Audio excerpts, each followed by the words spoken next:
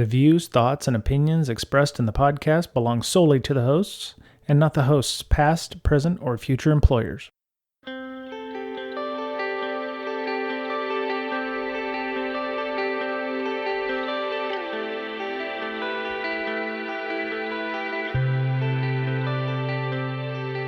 Hello, before we get started, a quick public service announcement from wisp.org.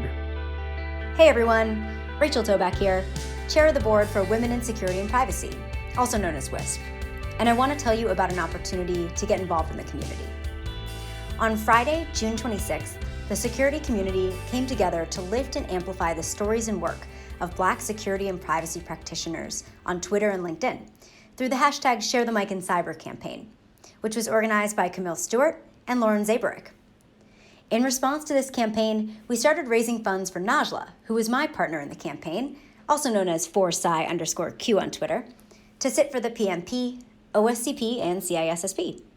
We ended up raising the $2,000 to cover Najla's expenses, and we're now moving on to cover as many training, certification, and learning or advancement expenses as possible, incurred by Black security and privacy practitioners in the Share the Mic and Cyber group.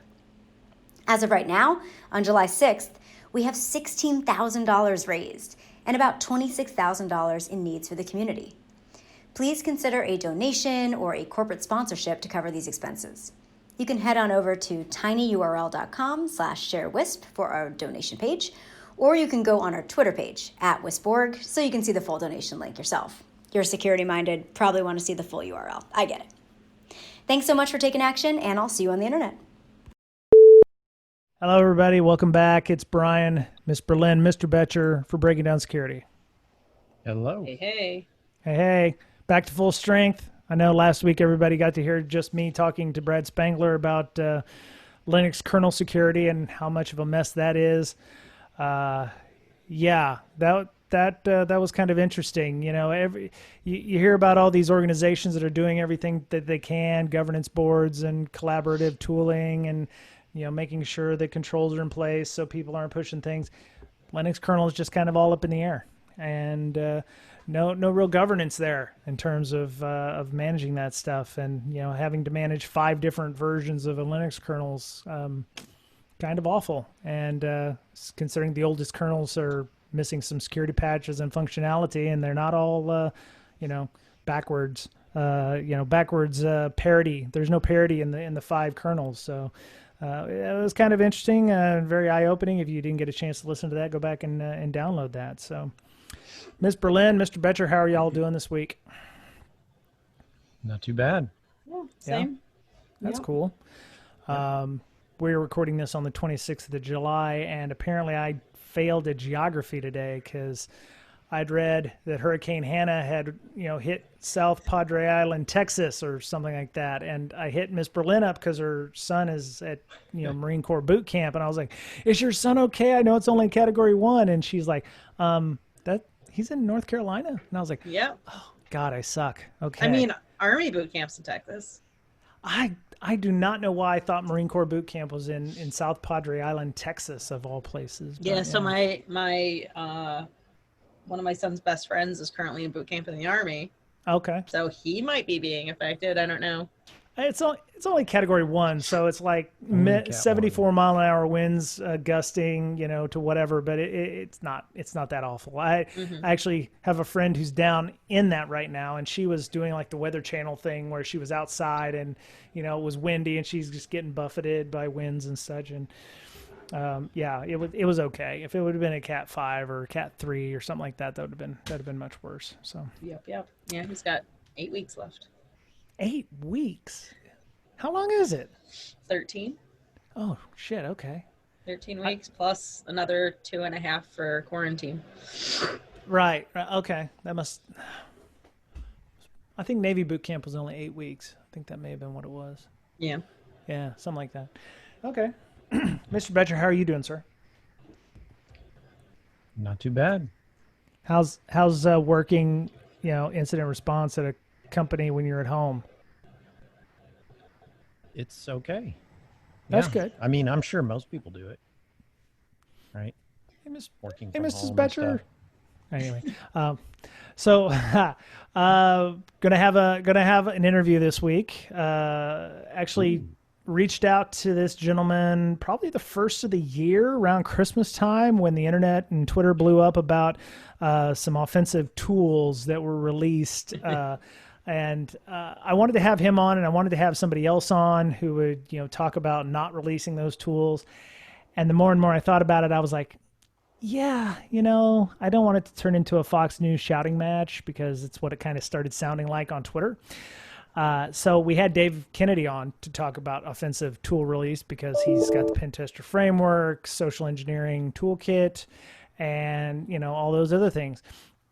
But I've known this gentleman for years. I have high respect for him because he does a lot of great work with SANS and with tools that he's created himself. And I'd like to welcome Mick Douglas to the show. Hey, how's it going, guys? Hey. Hey. Mr. Betcher apparently had some internet trouble, so he got kicked off. So he'll be back on shortly. But Mick, for those people who don't know you, can you tell them a little bit about yourself? Sure. So my name's Mick Douglas. You can follow me on Twitter at BetterSafetyNet. And I'm the founder and managing partner of InfoSec Innovations. We're a boutique security consulting firm. We are a purple company. We do both offense and defense. And then in my copious spare time, I'm a SANS instructor, and I'm also a member of the INS faculty. Nice. Yeah, you're we're doing this on the 26th of July. You're actually teaching a class starting tomorrow, so that's kind of cool. SANS course. Fantastic. All right. So one of the reasons we wanted to have you on, I think, came from a discussion about, again, there was a minor ripple in the Twitter force about offensive tool release concerning powercat. And maybe you could tell us a little bit about what powercat is? Sure. So powercat is a PowerShell implementation of Netcat. And really, at its core, all it does is open two sockets, and you can shove data in and get data out. That's it. It just makes it so that you can add stuff into the PowerShell pipeline and make data either be received or consumed from the network. And then the fun of the tool is, depending on how you configure it, you can do a variety of twists with it. And one thing that is kind of fun about it is that it does support automated relays, which is something that Luke Baggett implemented. A lot of the functions of the PowerCat that people are used to, the version that everybody is aware of, is actually largely Luke's idea. But I wrote the initial version, and then he made some suggestions, jammed on it, and kept on improving. And so that's basically PowerCat in a nutshell. Okay. And why do we need a PowerShell version of Netcat when Netcat seems to do fairly well? And actually, there's two different versions. I'm thinking of Netcat and NCat, which was created. NCat uses I think its most useful reason of using NCat over Netcat is TLS and SSL implementation, where Netcat does not. Where when you're on a pen test, if you're using Netcat and you're exfilling data, you could be exfilling data over a clear text channel, which is not good. So using SSL and NCat instead of Netcat's good. But back to my original question, why do we need Netcat in PowerShell form? Well, so honestly, the short answer is why not? The longer answer is that we actually have literally dozens of implementations of Netcat, and a lot of them have their own little twist or wrinkle. Some other notable ones that you didn't mention are like CryptCat, which really does a good job of doing point-to-point secured connections. SoCat, which has a very strange, at least to me, syntax, but is much more stable and can support multiple connections to the same listener. What the idea behind PowerCat was, if you are on a pen test and you have access to a machine that's got PowerShell on it, and it doesn't have Netcat or any of these other Netcat derivatives on them, why not leverage the PowerShell environment to facilitate Netcat type communications? Okay. Isn't the new hotness to kind of restrict PowerShell as much as possible Sure. because 85 to 90% of users would not be using that in this case, so it would be considered almost an indicator that there's something going on. Absolutely. In fact, on a default Windows 10 build, if you're running Windows Defender, the version of PowerCat that's out on GitHub will not run. There's a couple of things that will prevent it. Most notably is the ASMI plugin that Windows Defender snags. Okay. So we have a couple of things in the show notes talking about the PowerShell boogeyman, how to defend against malicious PowerShell attacks. This was from 2018, but there's a number of tools in there that they have added: PowerSploit, invoke mimikatz, those kinds of things. All these tools were created by, and I'm going to play devil's advocate, quote unquote, white hat hackers in this case, as either proof of concept or, hey, I've just found this cool thing, I'm going to go give a talk. We talked with Dave a little bit about this, and I thought it might be good to get your opinion on offensive tool release and why you think it's a good reason or a good thing to do. So I would love hearing your thoughts on that matter. Well, so I think that it's a mostly good thing. I've got somewhat of a nuanced view on it. I think that one of the things that I do agree with the OST restriction crowd is that they point out that it does very real harm to some of the lesser defended organizations out there. And they're right. Like you can't say boo against that argument. Where we differ, though, is I and others believe that the long-term benefit helps society as a whole, because as tooling, as techniques become more publicly available, defenders and researchers are able to really get under the covers and see how these things actually tick. And they can pull them apart and learn to defend against them. And many of the defenses that, sticking with, PowerShell, for instance, a lot of the defenses that Microsoft has implemented are directly as a result of how the attacker community and the pen tester community were abusing PowerShell. And, maybe Microsoft would have implemented things like script block logging at some future point, maybe, but they likely wouldn't have, at least as quickly, were it not for these tools being available. Now, I do feel bad for the mom and pop shop that gets hit and compromised, but that's part of the reason that we have regulatory frameworks. If you're going to be handling sensitive data, you get audited to see if you're high enough to ride the ride. Like when you go to the amusement park, you can't, no matter how much you want, you just can't get on the roller coaster if you're too small or if you're too fat or too old or whatever.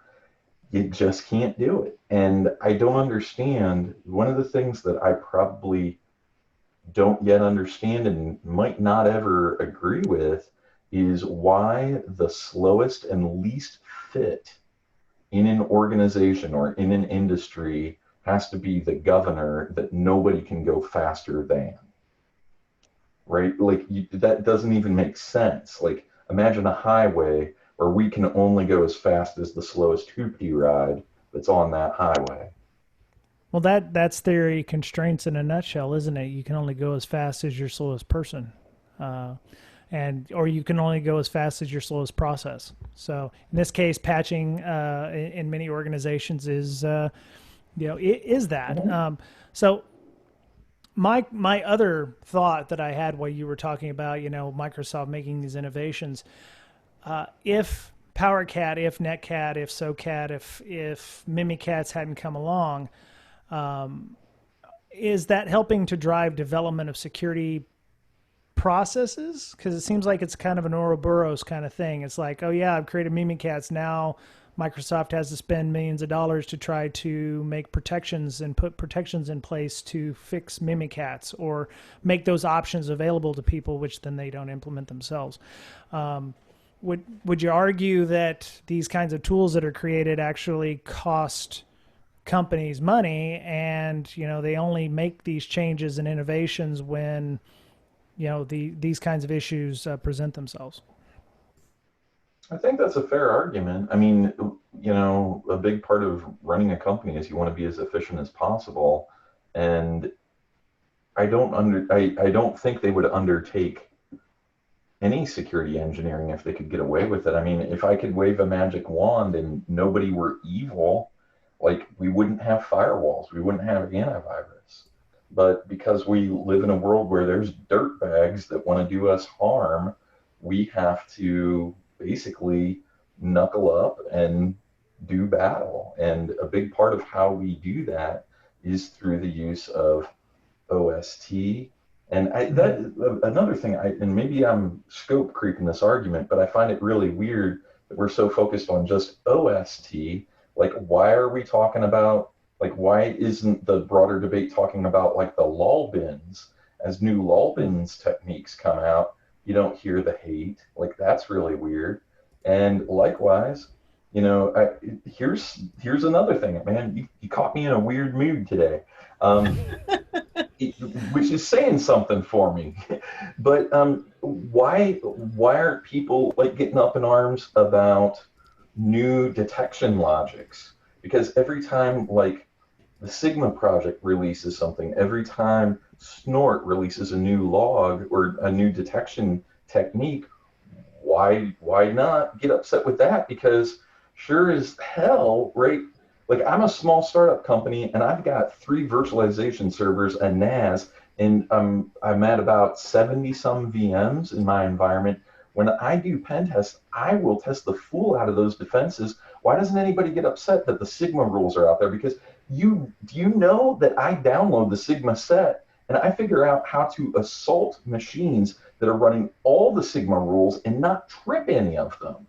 I know how to craft packets that will slide by Snort, slide by Suricata, and have minimal impact or visibility in Zeek. And if I'm just one dude in Columbus, Ohio, subcontractors, what the hell do you think an APT or an organized crime unit's going to do?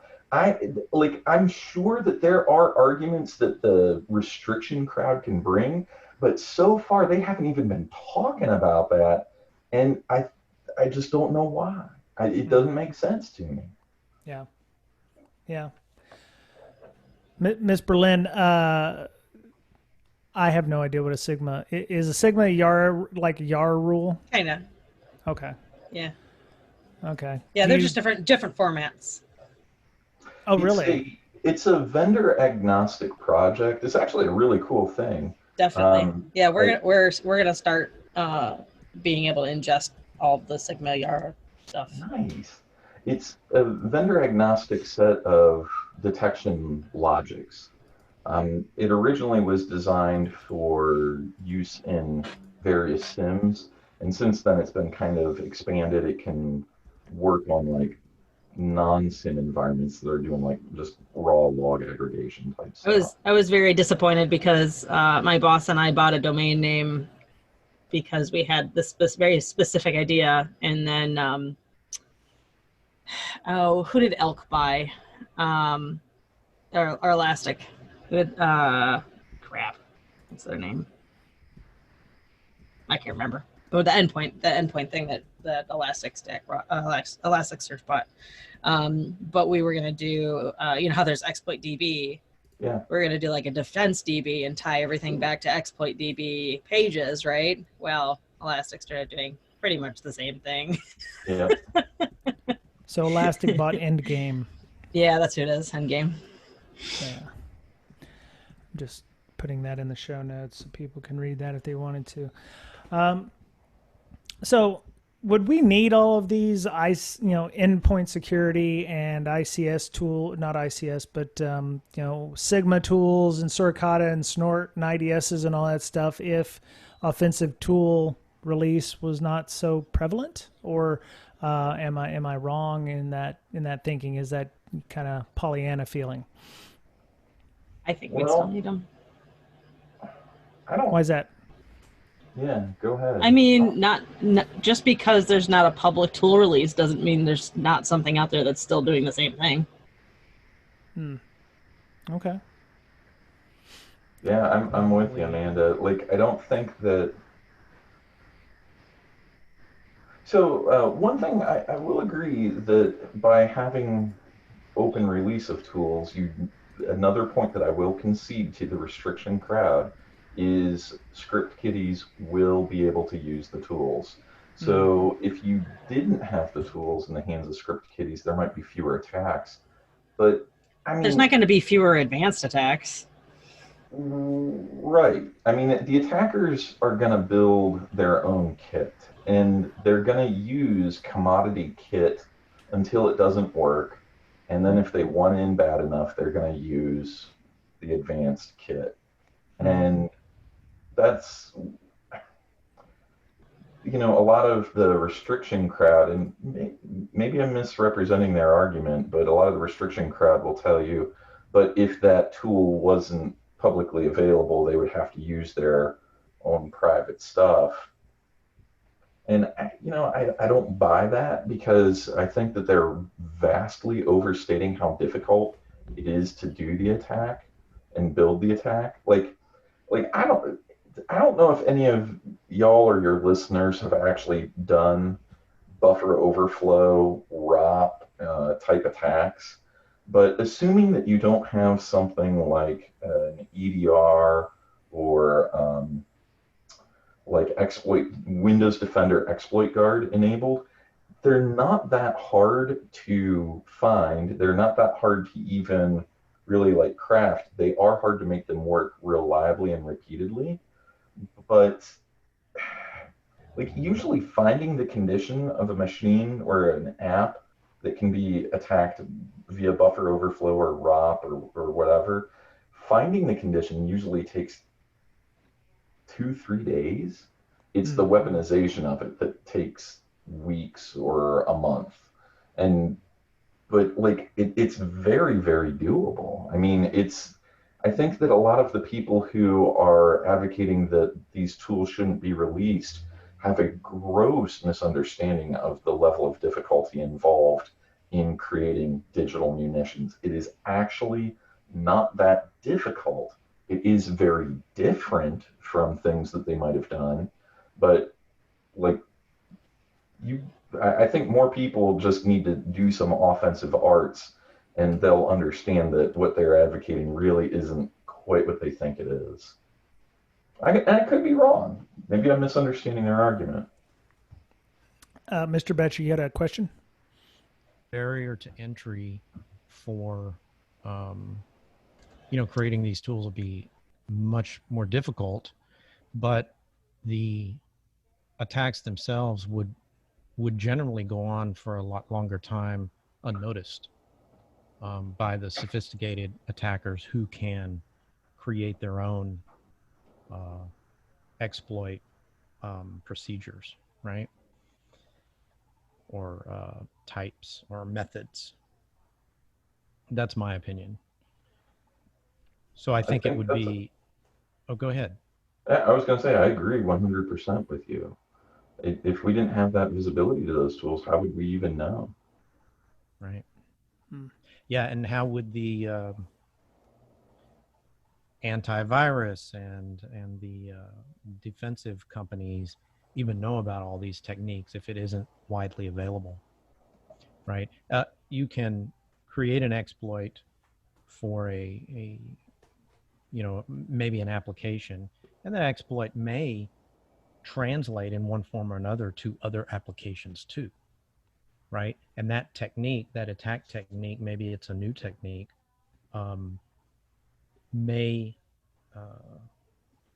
be able to be defended against in a wide variety of tools, just because these companies that put out like antivirus will put updates to their tools globally, right? So then companies that have those tools are automatically defended against them in large part, right? That's fair. Yeah. So I'm trying to formulate a question here, because Miss Berlin and Mr. Betcher are both in the detection business, which means their stuff has to work properly for them to even know that there's an attack inside their network, and the damage is already done at this point.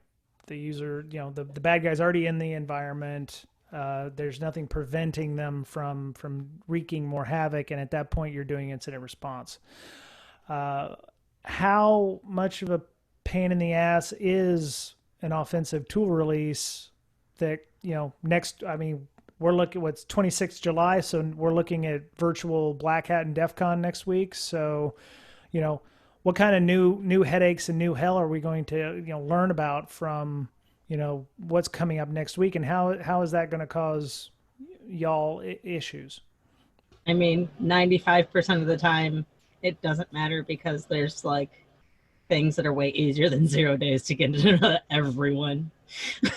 Well, okay, so what about unless you're like the DoD or Fortune. I don't even know about Fortune 50. Yeah. Management. It doesn't. Really it doesn't bother me a whole lot. Those things, right? So they'll hear about this new attack, and they're all worried about it. But meanwhile, you have desperate pieces of the company burning down with these simple things, right? So it's not a big deal when new exploits come out. The EDR companies are going to work tirelessly to make sure their tools can at least find the generic, attack that they mentioned at Black Hat and DEF CON. But and then all these companies are better off for it, like I said. But there's some basic blocking and tackling that has to be done daily, right? That and sometimes aren't doing. Sometimes there's easy-ish IOCs that you can look for, but as far as defense goes, what kind of IOCs are you talking about? Generically, is it have you already gotten registry entries or parts of packets or whatever? Okay. Just depends. I see. Okay. So hunting for those things too. If you think, this is new, let me just go check just to make sure. It doesn't take that long. Yeah. So for those of you who don't know, I used to work at CrowdStrike, and makes me sad because I just looked at this, the stock price, and it's now, They're not great. July. No, actually, it's really great. Is it? Oh, yeah. July 9th, they hit a maximum at $117 a share. Sadly, I sold my stock at $61 a share because I had to close on a house in San Diego, but I would have been a damn near millionaire if I sold it on July 8th. Yeah. Anyway, but that's neither here nor there. I have to stop looking at that because it'll make me very, very sad. I sold all my Tesla stock at 900, so. I sold all my Tesla stock in 2013 thinking nothing was going to happen with that at $13 a share. So I'm that's not great. Hindsight. So if you didn't know, it's at what, 1,400 now? It was at 1,500. Yeah, it was a few days ago. What's that? I guess you could update that joke. I used to be a millionaire and Mama threw out all my baseball cards. I used to be a millionaire until I sold my Tesla stock at 17 instead of 1,500. So, whatever. 17, huh? Yeah.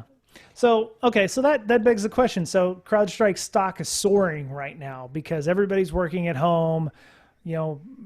Billy Bob's letting his son Jimmy, surf porn on his work laptop, downloading, flash files and running, code of all kinds of shit.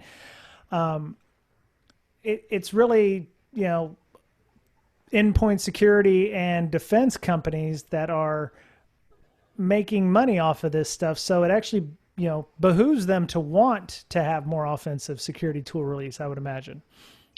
Well, there's certainly folks who benefit from the release of these tools, And it's just as there's certain companies that would benefit from the non-release of these tools. So yeah, there's, the people who benefit for them are things like your MSSPs, your boutique pen test firms, your shoot, even instructors like, hey, come learn, take this black hat, talk, or training and learn how this works. Heck, a lot of SANS tools wind up, these are tools that either SANS instructors or folks in the community made, and we show you how to use them. right.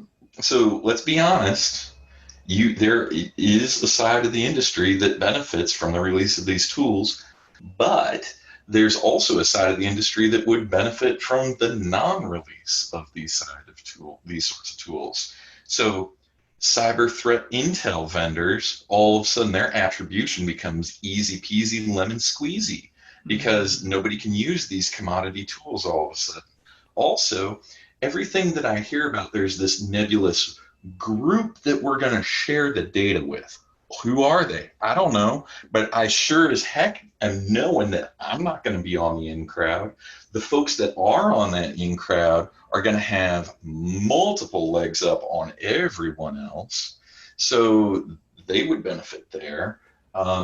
Certainly, the developers of the software, the folks like Microsoft, Oracle, etc., that are the targets of these sorts of attack techniques are definitely going to benefit, because one thing that I really find a spicy, interesting problem is, all right, let's say we wave a magic wand and there's no more release, not just OST, but nothing, no lull bin attacks, no nothing, no offensive techniques go out, not a peep. What is going to make those vendors apply patches? Because like they've got no incentive at that point. All they have to do is get everybody in their good old boy network to, shh, we're going to be quiet and everything's good. And if the developer of that technique says diddly boo, then they're going to send the assault lawyers out after them or do whatever. I don't know. Like I'm assuming that there would be some sort of enforcement mechanism for this. Otherwise, why wouldn't you release these tools? I don't know. This doesn't make sense. And I would argue if you waved your magic wand and said no more OST tools, there'd be no Nmap, there'd be no burp, there'd be no Metasploit, there'd be no Netcat. Well, I don't know. Nmap is an offensive security tool. People can use it to do naughty things with. Is it? So here's something that I'm a little hazy on. And it'd be just asset management. Right. It'll all be asset management. That's right. But I don't, right, like I've heard that things like Nmap are OST. I've heard that things like Metasploit is OST. But then I've also heard people say, well, no, it's not because, and then there's some like waving of hands, and I don't understand that. Like, here's one that if you want people to get real squirmy about, talk to them about Bloodhound, right?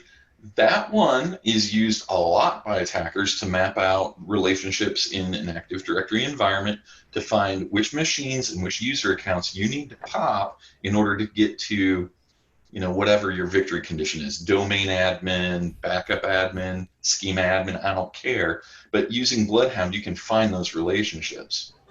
Is that an offensive tool? Well, it sure as heck was used for that for a very long time after its initial release. It was not ever intended to be an attack tool. And there's plenty of audit firms now that use it to find weird delegation problems. Is it OST? I don't know. Can it be used in evil ways? Yeah. And that's why I think this whole debate is just kind of goofy. It would be like us going like, are shovels bad? I can hit somebody over the head with a shovel. Shovel's bad. And you're like, well, I can dig holes real easy with them. I mean, is PowerShell OST? No, I would contend that it's not, at least by the way most people define it. I would think that what they would do is they would say certain PowerShell scripts and certain PowerShell modules are OST, But in my opinion, that you're slicing the hair real fine at that point. That's just a language. Yeah, well, it actually, what I think is happening is again, maybe I'm misrepresenting it, but I think sometimes some of the people arguing for OST restrictions are splitting that hair so fine that all we got is the split left. Like there's no meat to this argument. Right. And yeah, we don't want to ban all OST, just certain types, and then it's a slippery slope because somebody else will have a different opinion of which types of OSTs. I used the example of Nmap earlier because I had read that there's a Nmap point of proof of concept script for the Cisco vulnerability that came out on Wednesday. I believe it was it 2345? No, 30. CVE 2020-3452. So there, according to the Reddit NetSec article, there's an Nmap script for it. So it's extensible, allows you to make scripts. There's a ton of scripts that you can use. There's tutorials out there on using Nmap and pen tests and what have you. So in that case, somebody might go, well, Nmap's now an OST because people can use that to attack, or, Shodan could be used as an OST as well. I have Harbor Master's tweet in here, HRBRMSTR on Twitter. He had mentioned about the Cisco vulnerability 3452, and it came out on Wednesday, and he's like, congratulations, according to Shodan, only 5% of the people on Shodan actually patched their stuff between now and whatever. And I had actually thought it when it came out on like a Friday afternoon, as per what I expect normally to happen with customers like Cisco and Juniper and whatever, because they don't want their stock to take a hit. But yeah, this came out on a Wednesday, and that kind of brings us to another point that I want to make. But before I get to that one, I want to ask Mick about powercat. One of the things we talked about was defense against things like Netcat and powercat, or SoCat or CryptCat or all the cats in this case. What are ways that you can defend against that being used in your environment other than just looking for PowerShell or whatever? I mean, that works for PowerCat, but maybe not Netcat. Well, so there's a lot to unpack, and I'll do as best I can with the time you'll give me here. Talk slowly and be loquacious. It's all good. It's all good. So here's the deal. You have either been doing your due diligence of doing layered security, and you have now multiple detects, or you've not. That's it. It's a binary thing. Now, here's the sad truth of the matter is most organizations have deployed a variety of tools, but nothing's talking in concert. And so if you think about it, the way I look at tools like PowerCat is it's like a jawbreaker, okay? And the thing I want to get is that center of that jawbreaker, and each layer of candy should be another layer of defenses. I'm going to have to, let's say, hypothetical, I'm coming in from the internet and I'm going to attack a workstation, okay? That means ideally I'm going to get past your perimeter firewall. I somehow have to get through your DMZ, and in your DMZ, I'm hoping you've got certain host protections there. I'm hoping you got IDS. I hope you're as lame as it is, NetFlow and firewall logs. The directionality of that attack should be caught already there. So then I have to go into some trusted network in order to finally get to the workstation network. When I go into that trusted network that the DMZ is allowed to talk to, I have to do that whole song and dance again, hopefully. And then finally, I have to get onto your workstation where my work dramatically kicks up, because you should have host-based firewall, host IDS, you've got exploit guard, PowerShell constraint mode, or other kinds of configuration hardening. The thing that boggles my mind, and I am picking my words very carefully here, the gross incompetence of defenders is staggering. They are lazy, they are weak, and they frankly don't belong in the industry. I don't know if you all saw it, but Brian Krebs released an article where they were talking about the number of people that are in the InfoSec industry and what percentage of them flat out could not show any level of skill in an interview.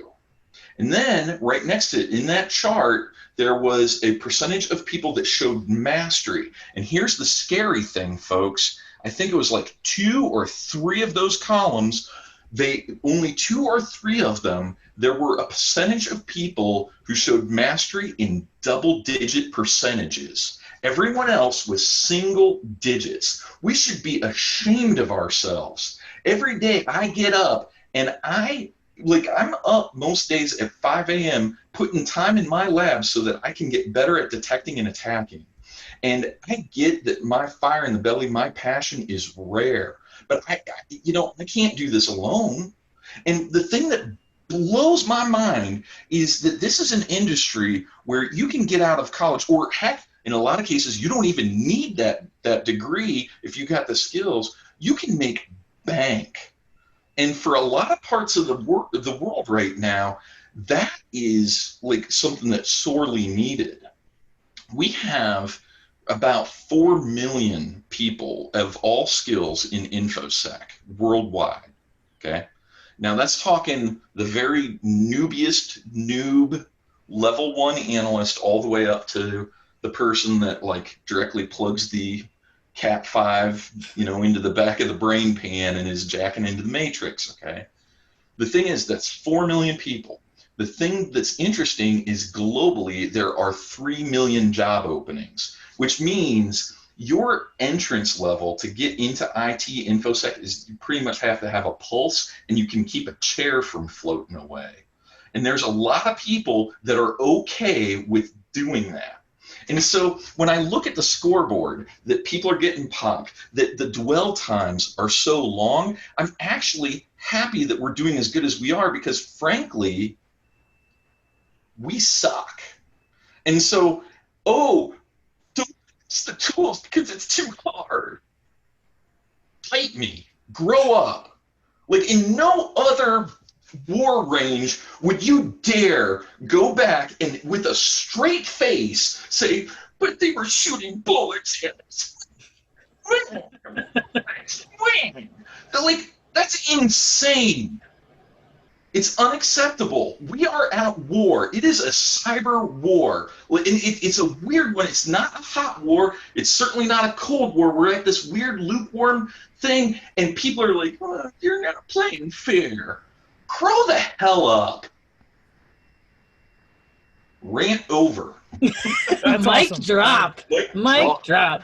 You know what? The one thing I want to say about that too is it really bothers me when people say that you shouldn't ever require passion to work in InfoSec, because that's just saying that you're forcing people to overwork and forcing people. No, that's not the same thing.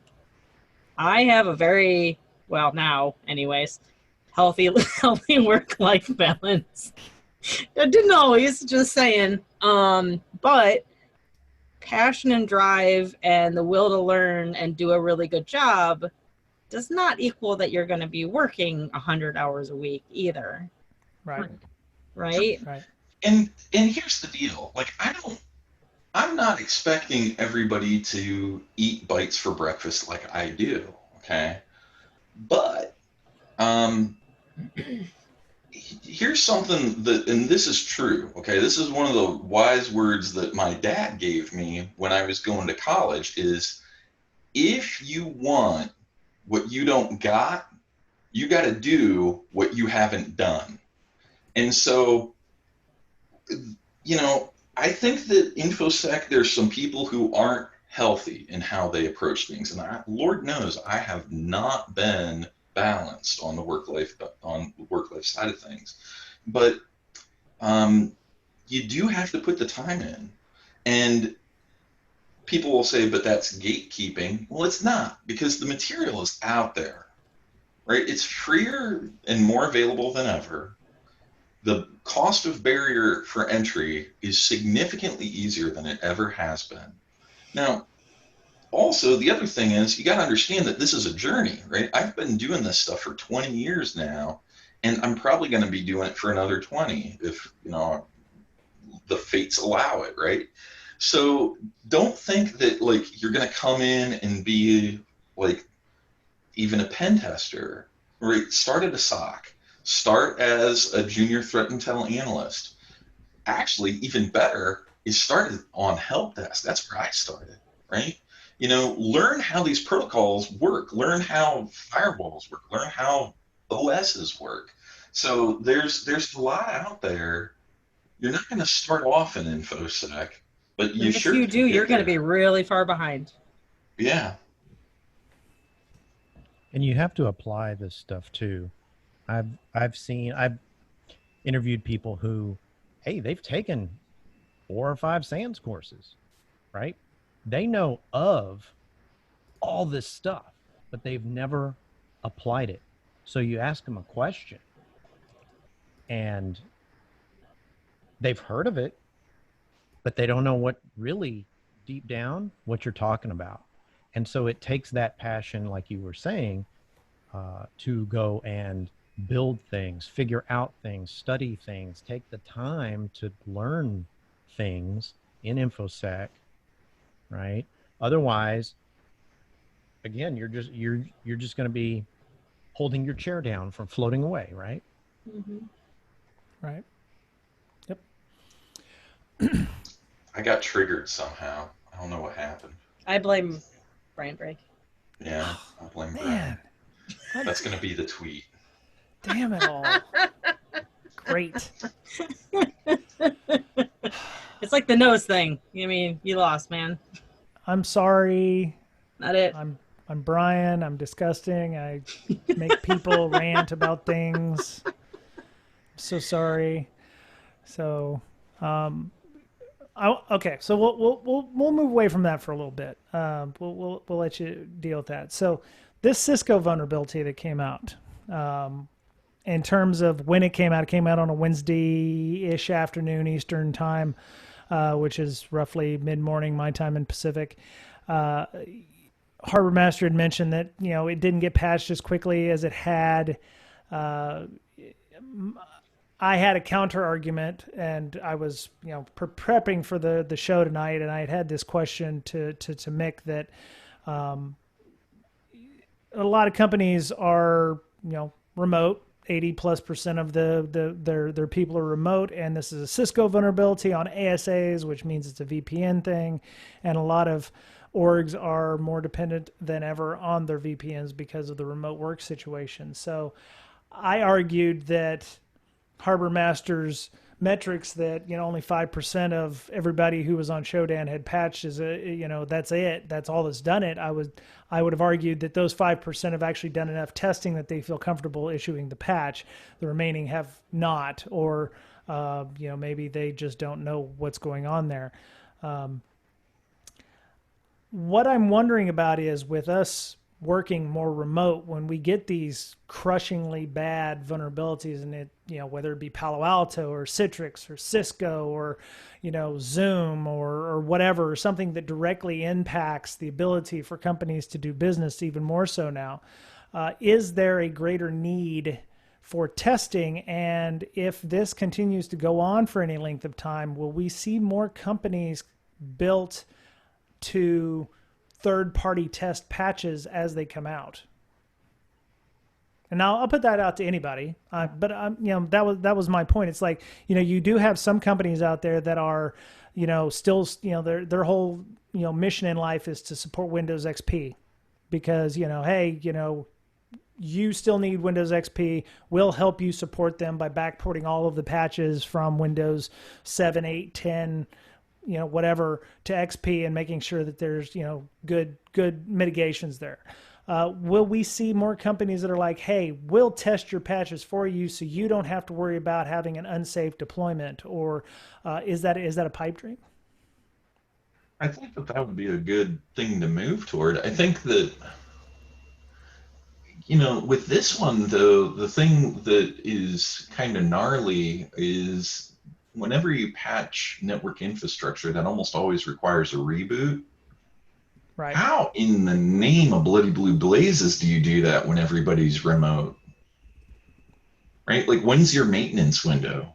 2 days? Right? Like, here's one for you. I have a client that I won't say what industry they're in, manufacturing. Let's make it real broad. Okay. They have a scheduled shutdown that will be happening the week before Christmas. What do you do? Like, seriously, they cannot have 1 second of downtime from after the shutdown is done to shut down next year. They literally, that's how they operate. What do they do? They're I mean, as long as they know their risks.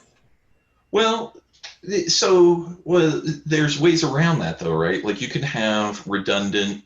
So, like, let's say like the VPN concentrator one was one that was quite the goat rodeo. Do you have, like, if you need to be able to patch your VPN concentrators without downtime to your users, that's doable.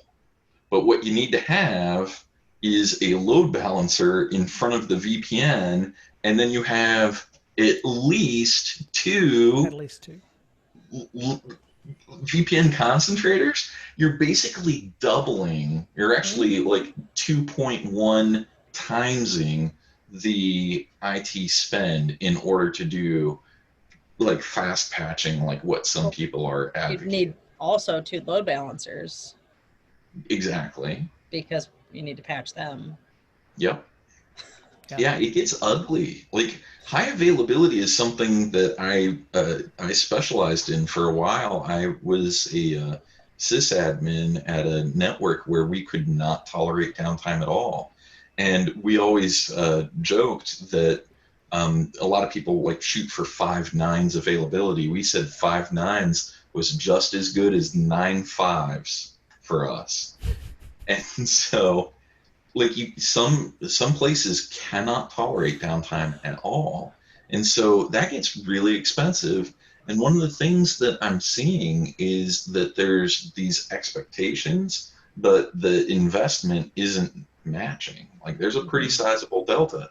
Now, to your point, Brian, I do think that vendors out there that do patch validation are absolutely needed. I mean, I know I'm dating myself here, but back in the mainframe days, there were folks at so when IBM released patches for the mainframes, there was a division within Unisys, and then there was another one. I want to say it was like one of the accounting firms. I forget which one, but they actually validated the patches and would tell you, and it was a subscription service on whether or not you could apply the patch, or if there were known issues, like what you should do to help mitigate them. It was real bizarre, and something that we probably could go back to doing. Yeah.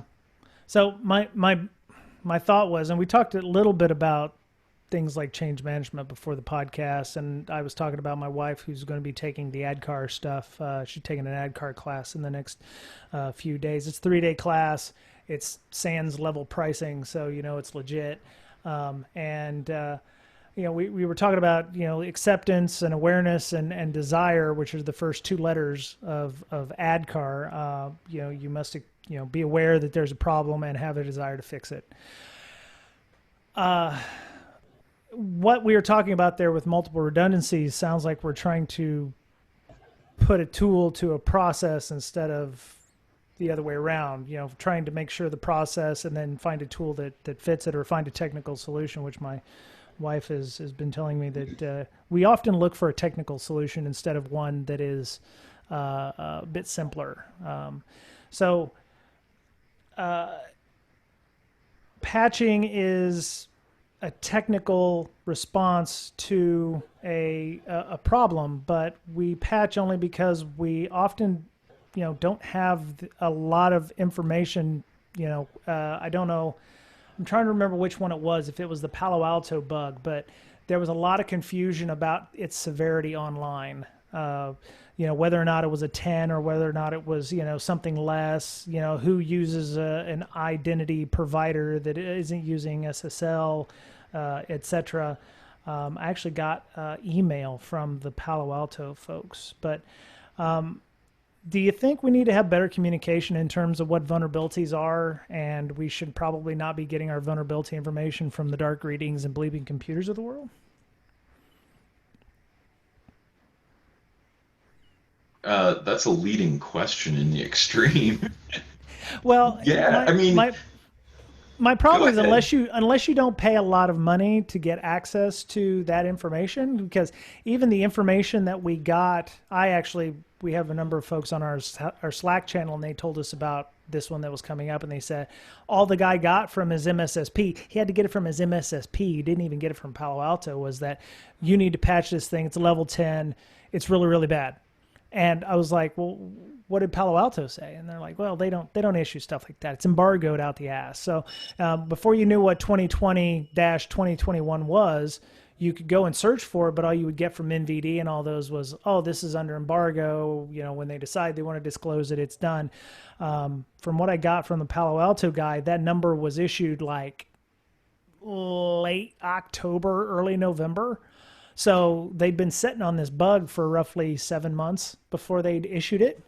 So that bug has been out there for 7 months. If people knew about it, so, I mean, how do we improve communication? Because the ways that we're now communicating are different, but the ways that companies and vendors are communicating security information has not changed. So it sounds like that there needs to be a change there in some respects. I'm welcoming ideas. Well, clearly there needs to be, because the status isn't quo, as they say in Dr. Horrible's sing-along blog. Mm-hmm. I don't know what the fix is. I mean, I will say that I kind of like, really what we need, rather than severity numbers, which, let's be honest, those are horrible. Like, right. I mean, I think that they're a good effort, and I'm not poo-pooing the folks that do these things, but like, what's a 10 on your network might be a 5 on mine, and what might be a 2 on your network might be an 11 on mine. Like, it's right. a headshot. So what we need to do is make it so that there's a way that those scores become a little more granular, and we've moved toward that in some ways, where they break down like why and how they rate them, what they give. But that's the nuance that I think is missing, because like if you could tell me more of like what it means to me, that would help a lot. Like, it would be, what we got right now is like somebody saying, well, today the average temperature in the entire state of Ohio is going to be 80 degrees. And everybody's like, sweet. But, up on Cleveland, it's nice and cool, where down in Cincinnati, it might be hot. And it doesn't help anyone. And that's where we're at. We've boiled it down to this bland tapioca thing that nobody wants to eat. Right. And so just for my own edification, the person who had emailed me, fairly high title name, it's a senior director. I asked, I said, thank you for the feedback. It was like, I listened to some of your episode on the Palo Alto vulnerability. You're speculating on the date of discovery to be in December 2019 based on CVSS date. They said December 4th was when they allocated us a large block of CVE IDs for us to use in 2020. So apparently Palo Alto gets a block of CVE numbers that they can use. That I didn't know this. So it's like Microsoft gets 2020, 5,000 to 7,000. Palo Alto has, 2,000 to 4,000 or something like that. That's what it sounds like, and I did not know that was a thing. So I wrote back, thank you for the feedback, and they said, regarding the CVSS score of 10, as per CVSS guidelines, we should score it for the worst case scenario. As long as it is supported configuration, we always expect our customers to be deploying products in that configuration. Whether such configuration is common or rare does not get factored into the base score. We do not want to second guess what our customers may be doing and misrepresent the severity of a vulnerability. The issue is in a frequently used authentication module, but the impact can be different in different situations. If you're not using SAML, the score is 0. If unauthenticated attackers gain access to the firewall management UI, then the base score is 10. If unauthenticated attackers gain access to the VPN or protected network, where the impact really depends on what is on the protected network, for example, database server, with no authentication, then that's as worse as a full database compromise. So that was the explanation they gave in terms of why it's a 10. My thing is I worry about, people only see the 10 and they don't understand the nuance of it, like this person had done. And I thank them for, I don't know if it's breaking ranks, but I thank them for reaching out. I've actually tried to see if they could come on the show and discuss with us some more, but I don't know if that's going to be possible, but I can always reach out and ask again. But yeah, it's just interesting, the CVSS scores and what people don't understand about them and how nuanced they actually need to be. I think the bigger issue is, if you do have controls in, how much does that actually lower it? And you have to probably do it like like this person had mentioned. If SAML's not being used for authentication, then you don't have an issue. So you really need to understand, like Ms. Berlin said, you need to understand your asset management, what's going on in your network, what services you're using.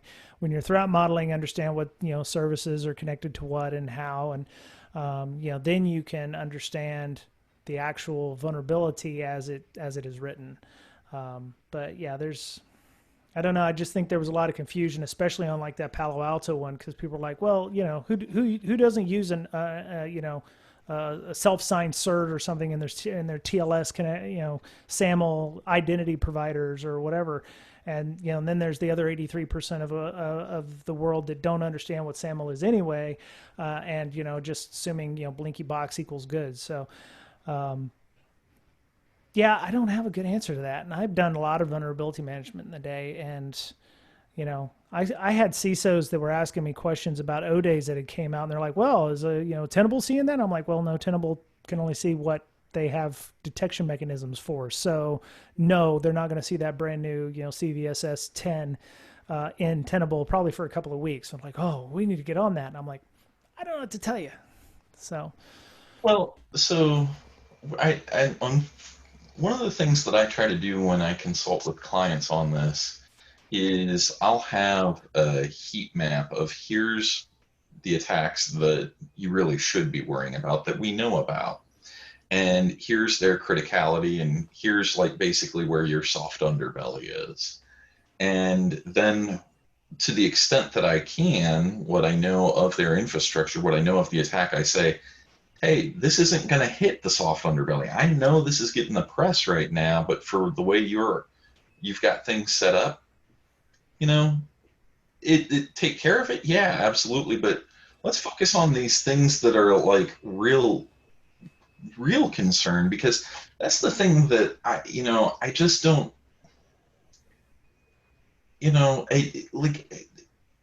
I would love metrics on what percentage of attacks are from O-Days, or even attacks that are, let's go 2 weeks old. I'm willing to bet that most of them aren't. Now, I remember one year, the Verizon data breach report, and this is a couple years ago, they did have it, and it was something like most of the attacks were 30 plus days out. And I know it ramps up real, like, after POC is released, like when Citrix came out, right? Like, that was super easy to detect, and we saw a crazy amount of them, just random tests against every public IP we were monitoring. But then, like, once you scan the internet, like, nah. Yeah.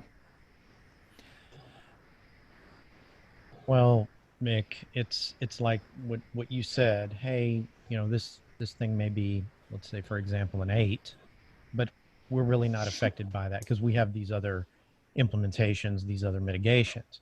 Well, to go back to what you said about how 66% of cybersecurity candidates don't know the first thing about common exploit techniques, how are they going to make an educated judgment on whether or not you need to patch. They're not. Okay, so it goes back to hiring qualified candidates to manage your vulnerabilities, so to speak, and to be able to tell you whether or not it's something you have to worry about or all hands on deck. I would argue the telling you part is the bigger issue that we've got there. We have a hard enough time trying to figure out impact because we don't even know what's in our environment, right? If you have are you using SAML on your Palo Alto boxes? Do you even have Palo Alto boxes? You might have some leftover legacy kit from, 5 acquisitions ago that may be running on your network, and, you're still using that, but you don't exactly know who's maintaining that. The Cisco one, they're the 15% that is left on Shodan that hasn't patched. It may be that they've pled their case to management. Manager's like, yeah, we can't patch that right now because one, it's only a 7.5. So is that really a bad thing? And, our maintenance window's in 2 weeks. And is it really that big a deal? Do we need to worry about that? So, we have an issue, I think, as a community of trying to, we don't discuss impact, I think, well enough in some cases, or we have trouble getting that across to people who are in control of, the process of patching those things, whether it be your change management board or your boss who you have to go to, get that time to patch. Well, here's something even more terrifying, right? I had one where I was arguing to a logistics company, I can call them that, okay?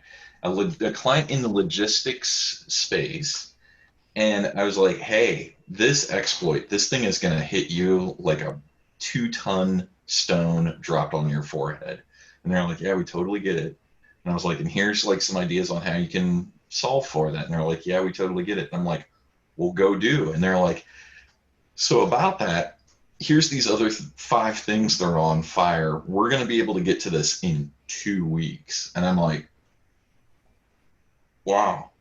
So part of the problem isn't that we're not appropriately advocating issues. It's a lot of it is many folks, unfortunately, like when we joke about people doing stuff on a shoestring budget, they're like, y'all got shoelaces? Like, I don't have even those. And so, like, I don't even know what to tell those sorts of folks, right? Because they're scrambling for every single dime. And how do you solve for that? Because, I'm assuming actually now that most management folks are reasonably bright, and, this IT InfoSec thing, it's been quite a while since, like, the Target breach that kind of got everybody to wake up and start thinking about this. So they now, I think, are getting it. It's just the cold facts of the matter are, and a lot of times this doesn't hit high enough on their everything else is on fire stack. What do you do? I mean, and that's where it gets rough. Yeah, it's really hard to re-architect all of those years of bad design. Tech debt is for real. Yeah. Yep. Ms. Berlin, Mr. Betcher, do you have any other questions for Mr. Douglas? Because he's got to get up in the morning and go teach a class. He's going to be tie-tie.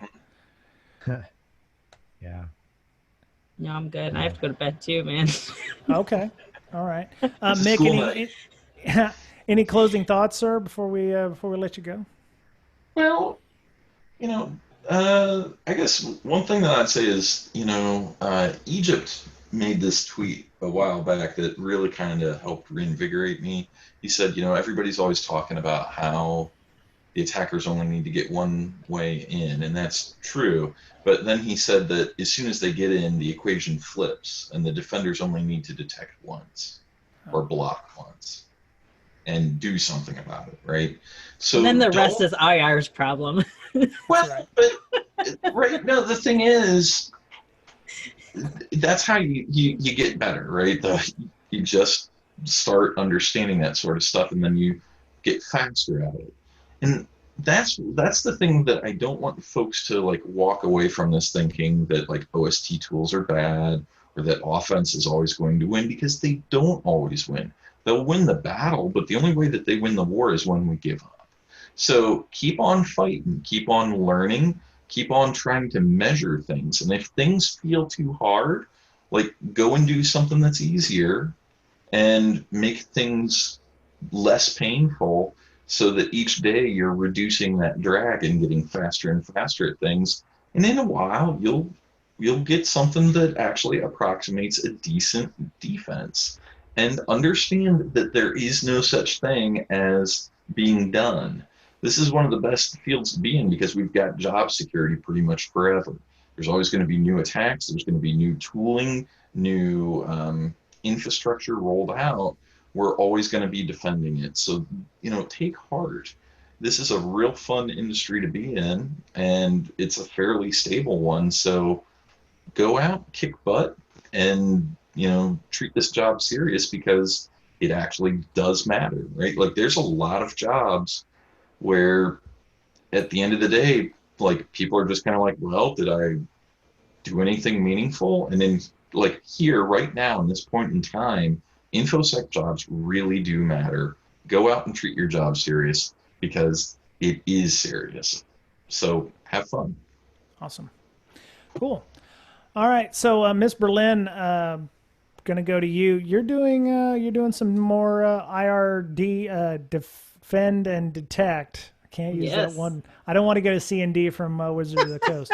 So it's defend and detect workshops. Where are you doing that? So do you want to know the name of our new company? Yes, please. Ready? Uh-oh. Cybersecurity Conference Training, LLC. Wow. So it sounds like InfoSec Education Foundation, LLC. Okay. Well, you know what? We now both have shell companies. Fantastic. I can funnel all my money through either one of our companies. It's based out of the Caymans, so exactly. So we'll be giving it for hopefully if anybody signs up, because turns out that there's not a whole lot of people signing up for training right now. Is that because of budgets and such? I mean, Strand's training doesn't even really have that many people at his own conference, so it's not great. I want to ask. We still have Mick, 2 months. Yeah. Okay. All right. Cool. But so we're giving it at Wild West Hacking Fest and at Hackfest CA remotely. I just spent 10 hours with my training partner yesterday building our infrastructure, rebuilding our infrastructure. And we're going to be testing that out in a couple weeks with a select few people. Okay. So that should be super fun. Yeah, cool. Sorry, Theater of the Mind, I just raised my hand because she said, hey, do you want a spot in the class? And I was like, yes, please. So if I don't get, enough people, I mean, I only asked so far like 4 or 5 people, but we're going to test it out with like 20, because when we gave it in West Virginia, we had a very, very small infrastructure in Azure and brought it to its knees. Really? Turns out when you have like 30 people trying to password spray against one domain controller, you run out of resources. Capacity planning. Right. Capacity planning. So we have beefier stuff now. Cool. Yeah, so that's fun. Okay. And we're gonna start offering it by ourselves. On the breaks like Slack. I mean, honestly, I would rather get 100% of the proceeds and just do it all online as opposed to getting like 40% and doing it at a conference. Okay. Well, I know of an outlet that would allow you to do that potentially. So yeah, if you're interested. Because then we can also make it cheaper for everybody. Word. Okay. So Mick, I have a question.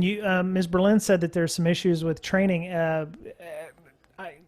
I'm not asking you to speak as a representative of SANS, but have you seen that in the classes that you've been teaching recently, where it seems like there might be less budget or less people? Well, I think that Right now, with the instability of the markets, I'm seeing a lot of people just fearful of training, and it seems, I think, that most people are all hands on deck, period, on just like, let's keep this infrastructure up and running. Right. So I think that there's a desire for the, techies to train, right? We always want to train, but management just can't afford the time away from training, regardless of how little it is. Right.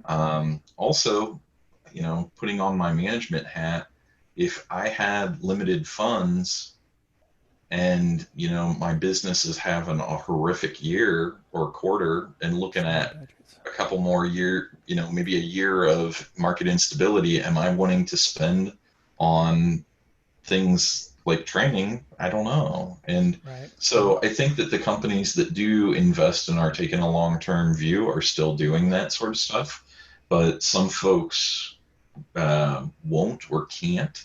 And Right. so, I can't speak to numbers for anyone really, but I do understand that, times is tough, as they say. Sure. Yep. No, that makes sense.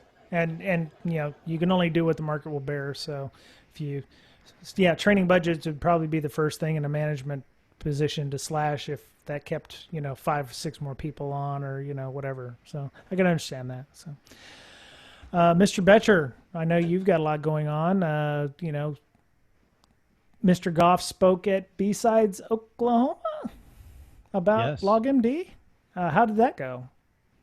Went great. He also spoke at SANS. Oh, very cool. Okay. DFER. SANS DFER, which was free, and he had about, I don't know, at least 10,000 people. I think the attendance was about 20,000. I don't know the exact numbers, but yeah, lots of people signed up.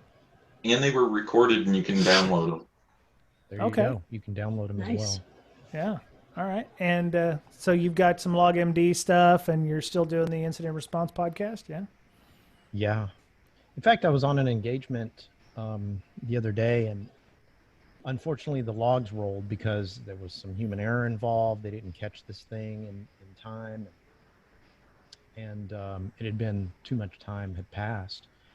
But luckily, I was able to download the System Resource Utilization Monitor, or SRUM database, which is available on Windows 10 by default. It goes back 90 days. And I was able to find the infection vector that way pretty quickly. No kidding. So yeah, you can basically get that filed and parse through it, which luckily there is a tool that can do that. Very nice. Is that a tool that I know of that does the SRUM thing? Or is that which one is that? You know it well. It's one that I wrote. Oh, okay. I didn't know if it was a power toy or something like that. Okay, so you. Yeah, so check out SRUM. It can be your friend, especially since, for example, HIPAA will say, if you had ransomware, you now have to prove that data was not stolen. So how do you do that? Well, the SRUM database can tell you exactly how much data was sent and received for each process, which is very handy, because then you can prove, without a doubt, that this much data left or did not leave this particular computer. And if they have a problem with that, they can take it up with Microsoft, right? That's amazing. That sounds like yet another show that we need to do on, maybe discussion of what SRUM is. So cool. Yes, we could. Right on. All right. Cool. So I mentioned the BreakSec Slack in passing there. We have a great little community there where people get on, they trade ideas, discussions. There's DFIR talk. We have a threat intelligence and a threat hunting channel. We actually have separate ones for that. We have a book club going on. We have regular educational classes and videos going on. PonySec runs through various web application security items. And we have classes if people are interested in just getting on and talking about something. We have a mental health channel as well, and independent of Miss Berlin's mental health hackers. But she has a Slack too. She can probably tell us about in a minute. If you're interested in joining the Slack, you can send us a DM to our official Twitter handle for the podcast, Breaksec, BRAKESEC, or you can email us at bds.podcast@gmail.com. Thank you to our patrons. All of them give a little bit in the tip jar every month for hosting fees, Libsyn, Zoom, domain registering, which is actually more expensive than you might think, and other ancillary items that help keep a podcast running and a community together. So we appreciate all of their help for that.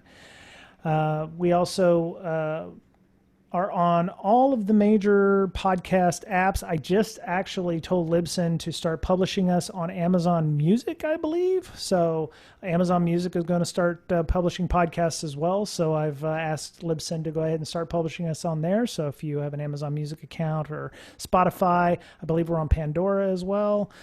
You can check us out on any of those favorite places to go. So, or you can go to just breakingsecurity.com, BRAKEING security.com. All right. So before we go, Ms. Berlin, how would people find you and Mental Health Hackers and, security conference training? What was it? InfoSec? Cybersecurity Conference Training, LLC. That's it. Cybersecurity Conference Training, LLC. Okay. How would they find you to ask about the tabletop exercises or Mental Health Hackers or anything? So I am at InfoSyster, INFOSYSTIR. We have both InfoSec roleplay and cyber roleplay on Twitter, and at Hackers Health for the mental health hacker stuff. Cool. All right. Mr. Betcher, how about you if they wanted to ask about the SRUM log? It's not Scrum log, it's SRUM, so SRUM log. SRUM database, yes. Okay, database. So how would they, if somebody wanted to ask you more about that, how would they find you? On Twitter, I answer my DMs at BetcherPwned, BOETTCHER, PWNED. Okay. And Mick Douglas, of course, is at Better Safety Net, correct? Yes. Okay. And he's venerated SANS instructor. He did my murder board for when I was, little shaver in the SANS Institute's 504 stuff. So he's been there a long time. If you are interested in taking a class from him, he's definitely worth the time. Go and do that. Or if you need, boutique security training and purple team stuff, feel free to reach out to him on Twitter and ask him that too. He's pretty good. He's okay. Fair to middling. Fair to sorry. Anyway, so all right, well, that's it for Breaking Down Security this week. Everyone be safe out there. Buy yourself a leaf blower if you can.